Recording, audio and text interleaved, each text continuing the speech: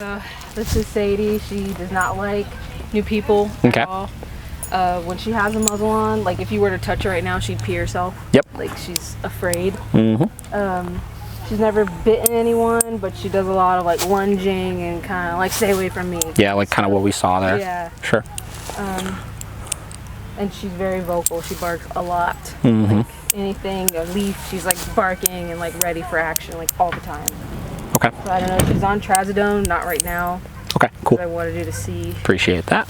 her for herself, but when she's on trazodone, Yeah. she'll be sitting there and she's still like the low growling and like. Yeah, it just suppresses it like a little bit. Yeah, yeah. When has she ever really interacted with new people before? Yeah, it wasn't until she was probably like a year old that this all like started. And Sure. She had like one bad incident with someone, and it's just never been the same. What was the incident? A member of my family, she like, it was dark and she came outside and you know, he's a darker person and she barked at him and he grabbed her and like pushed her onto the ground and she like peed herself and lost it. And ever since then it's just been, Sure. I don't like anyone new, I don't like men, I don't like black men, I don't like anybody. Sure. But and I'm sure a lot of it has like a lot to do with me and my own like anxiety too. Do you get really like tense around people also? Yeah, I'm scared right now. I'm really scared. Should be fine. Yeah. Okay, so here's what we're gonna do. We're gonna do a leash handoff first. What we're gonna do is you and I are both gonna start walking this direction. I'll walk on your right, you keep her on the left. You'll hand the end of the leash to me, but keep holding it with your left hand. And then when I tell you to let go of it, you're gonna let go of it and walk away. Okay. Got it? Okay. Start walking. Come on.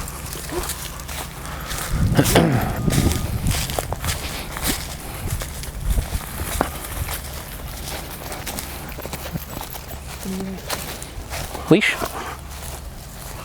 And you keep holding it there.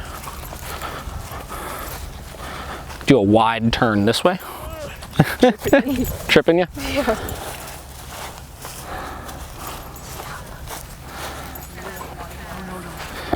Okay, now what I'm going to have you do is come to a stop and let go of the leash.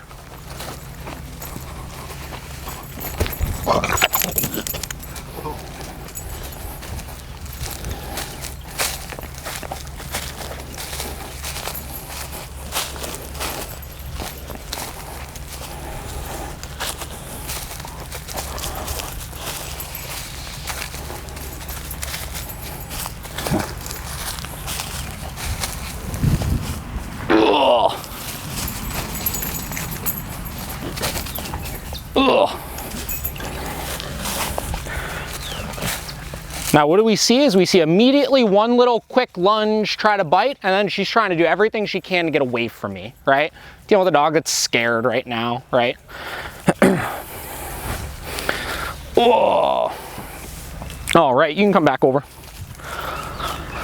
And just feel free to hang out wherever. All right, so I'm just gonna hang out for a minute here. I wanna let her kind of just chill. I'm gonna try to keep her in my bubble here for a little bit, so. All right, so just like with the lab, I'm gonna be doing essentially what I was doing where I was kind of pulling her into me little by little, and I wanna get this dog to touch me consistently right now. So I'm gonna be utilizing that negative reinforcement of the leash to get her to stay in my bubble. So what I'm gonna do is I'm gonna walk to the end of this leash. I'm gonna pull in, pull in, pull in. Once I get her touching me, leash goes loose. Same deal, walk to the end of the leash, pull in, touching me, leash goes loose. Now what I'm doing is I'm making her make the first contact here, right? I'm not trying to go into her space or, you know, do anything really dominant like that. I'm trying to get her to do something first so she could at least get used to what that feels like.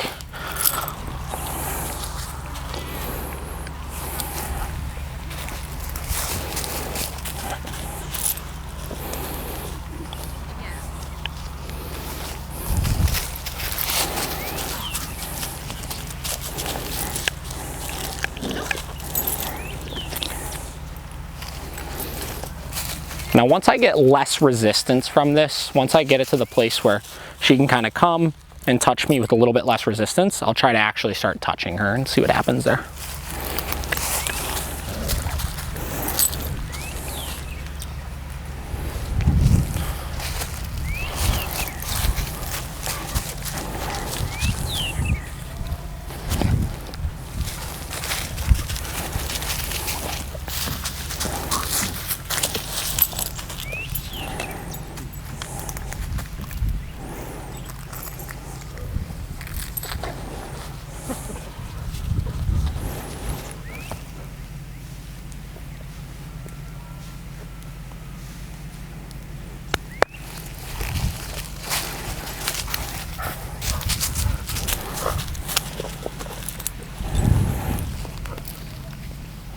naturally she's tensing up a lot when I do this. That's normal.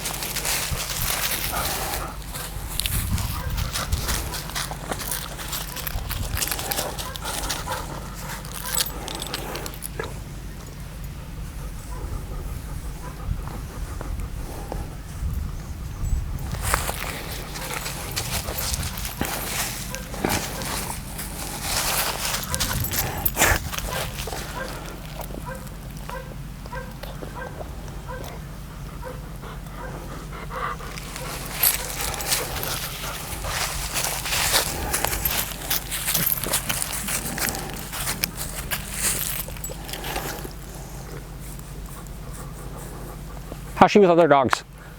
She would much rather than leave her alone. She's not like aggressive towards Sure. me, but she just wants to be by me. Yeah.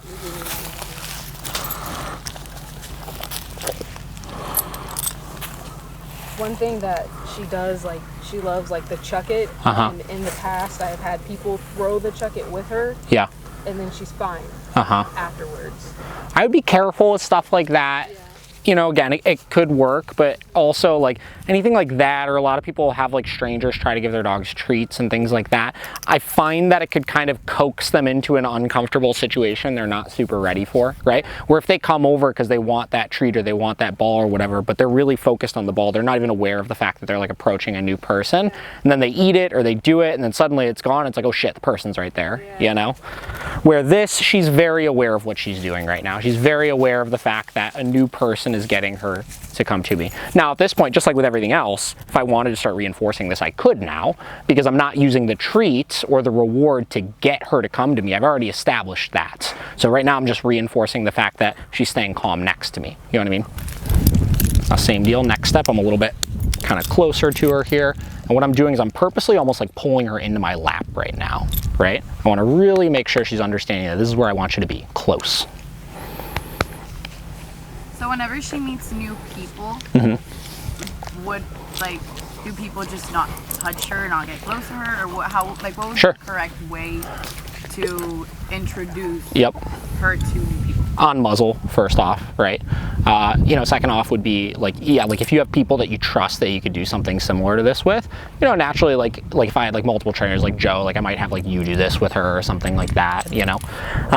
But yeah, having her on muzzle, right? And putting her in a position where like, you know, people are interacting with her in a controlled way where like nobody's gonna get hurt or anything. We're seeing right now at least that she doesn't have much commitment behind her, you know what I mean? Like once you got her here, like it doesn't really seem like she's interested in doing a whole lot, which is good. It's kind of that initial like, please get away from me. So I think getting over that hurdle, if I were working with this dog in sessions or something, what we would probably see is then the next session that we did, she might try even less intensely than that, right? And then the next time she doesn't try at all, and then we generalize to another person. So each time she meets a person, she realizes that that behavior just doesn't work, right? Once we have that established, we might start trying to correct for some of it. You know, you would do stuff very similar to like what we were just doing with the last dog, like approaching people and focusing on keeping the attention on you. That would be something you would want to work on with a dog like this, in approaching like strangers and stuff, like something that she's nervous of, and showing her that like you still can't react to this, you need to keep the attention on me. So it's kind of like a multi-layered approach of like there's a lot of things that you need to work on with a dog like this, right? And for example, in that case, since she is like very like scared, would you use the pet corrector with her? Definitely.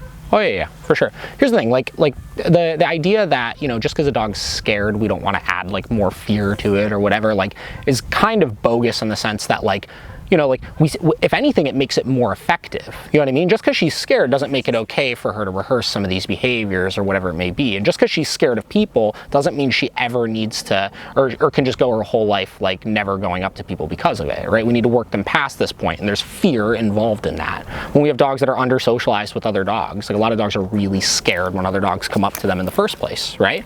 Well, just because they're scared doesn't mean that we don't need to be doing that. You know what I mean? So, excellent. So I'm going to just work on keeping her here right now. Joe, I'm actually going to have you come over here and stand like right about there. We'll have you be the bait here.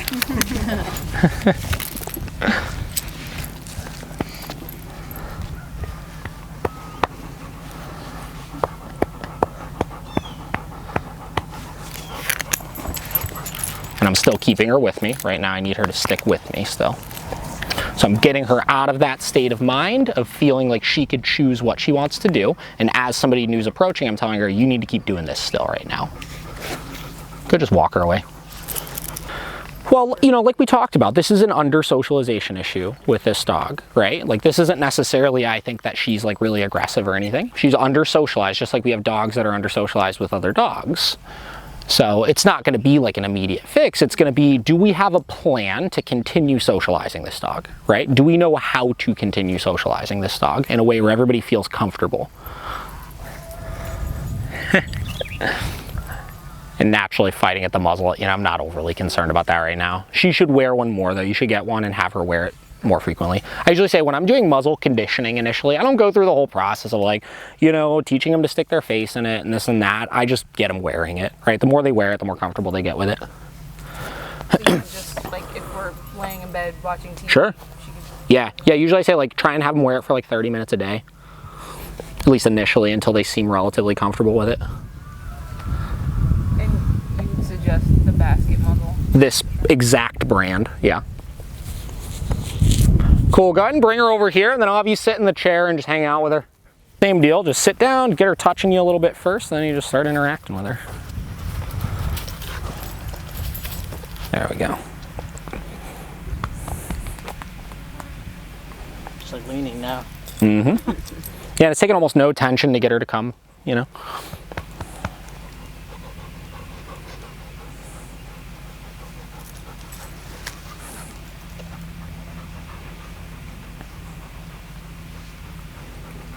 So at this point, would you ever give verbal praise? Why? You know, like it's... Well, that's what we like. Yeah. We praise. I'm really... So, like, truthfully, I'm really... Oh, sorry. I'm really... Like I said, Josh he's more in control of all this than I am.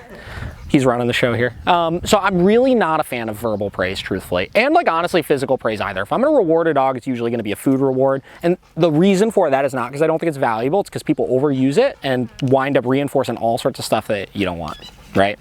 So I use it as little as possible, honestly. So you could, right? Like I would love, if this dog was like food motivated and stuff, I would love to add some rewards into this now, right? Okay. But, you know, and the other problem too is like, who's to say this dog even likes verbal and physical praise from us enough at this point yet? This isn't a reward as much as just getting her used to it, you know? But just that she was like, okay, like sure, dealing with it. Yes. Yeah. With it. Yeah, I mean, you could, like I said, it's just, I don't think it would add any benefit. So, cool, I'll take the leash again. Nope, we're over here. All right, now other things that I'll do with dogs like this. I love simulating essentially like vet visits, right? So lots of handling drills, lots of any sort of kind of like physical manipulation stuff that I could do that forces the dog to deal with having pressure put on them. So I'll do things like I'll put her into a sit, right? Physically, right? I'll pull her up into a stand, right? I'll get her back into a sit and just get her used to things like that. Check the tail, right? Check the paws. And again, look, if you had a food motivated dog, you could, yes, reward, right? Do it again. Yes, reward, right? Ugh. Same deal, get her back up in that stand. Don't mind that. So again, you're bringing her close to you. Yes. What is the? Well, one, to break the contact, like I want her making contact, obviously. And then in addition to that, like I want her not trying to get away from me. So if I can get her comfortable being in this space and staying there on her own, I know there's less of a chance of her trying to bite me over me restraining her. You know what I mean? So, and then at this point, like I said, this is sheerly for the sake of getting her used to things that might be seemingly uncomfortable to her, you know?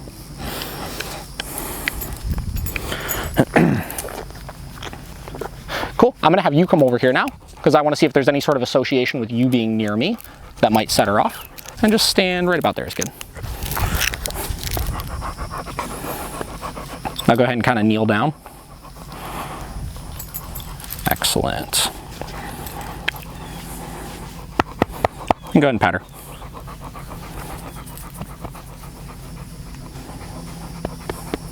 Go ahead and take the leash. Walk her away. Yeah, right. She's like, out of here. And then what we're gonna do is just do a big loop around over there, come right back and hand her right back to me, and I wanna see if there's anything different. And try to stay loose on that leash. See how when you're walking, there's just constantly tension? You know, naturally she's pulling, right? But any opportunity you have, try to loosen up. Take the leash. Beautiful. Right back into me. Hey.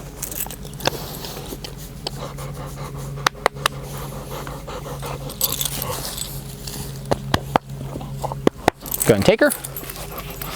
Do that lap one more time and bring her back to me. This is the kind of stuff where you shouldn't even need to be on a prong collar for you, just on a flat collar or whatever. Okay, leash. Thank you. Little tuck, but not super bad. You see how easy it is for me to get it out now, right? Look at you. You know, how does she loosen up once I start interacting with them? And then from there I determine, okay, cool, like where's the attention at with the owner, right? I start assessing, like, why does this dog feel like it needs to be lunging and reacting and biting and stuff like that in the presence of this owner?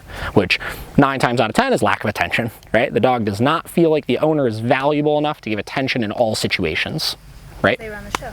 That's it, right? There have been plenty of dogs that I've trained that I never taught a single obedience command to, right? Because the obedience does nothing in situations. Me teaching this dog how to sit down or stay does nothing. I just need to take the dog's attention, right? Can I get the dog to pay attention to me in a new place and around any distraction, right? Because if you get that, that's when your dog really trusts that you're going to handle situations, right?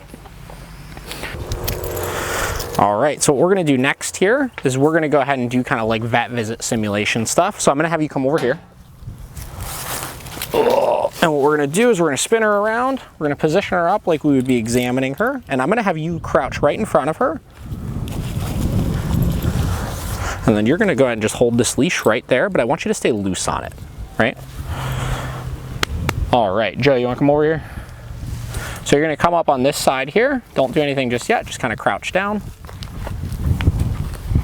Stay loose on the leash. I got her here also, so don't worry about it. I'll catch her if anything happens. You're good. And she's muzzled. Yeah, it's fine. So go ahead and just play with her paws and stuff. Pick one up, look at it.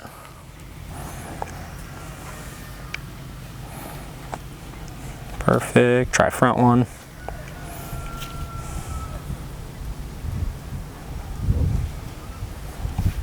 Pull the tail out. What's that? Check her teeth. Yeah, right.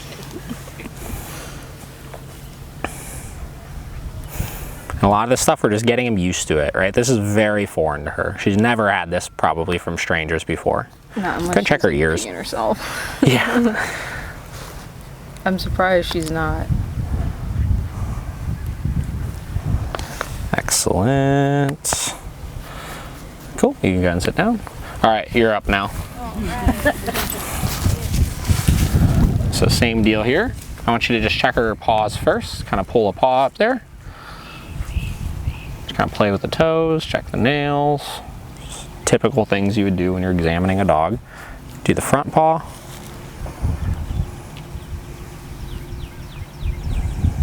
Now I have you right here just because, again, like a lot of times they have more of a response when they're near their owners. So, and when I go to the vet, like if I go to a vet with an aggressive dog or something, I'm usually the one that holds the dog, right?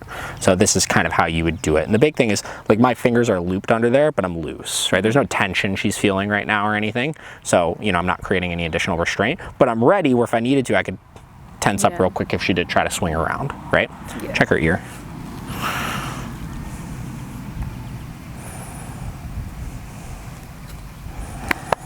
Cool. All right. I'll take the leash again.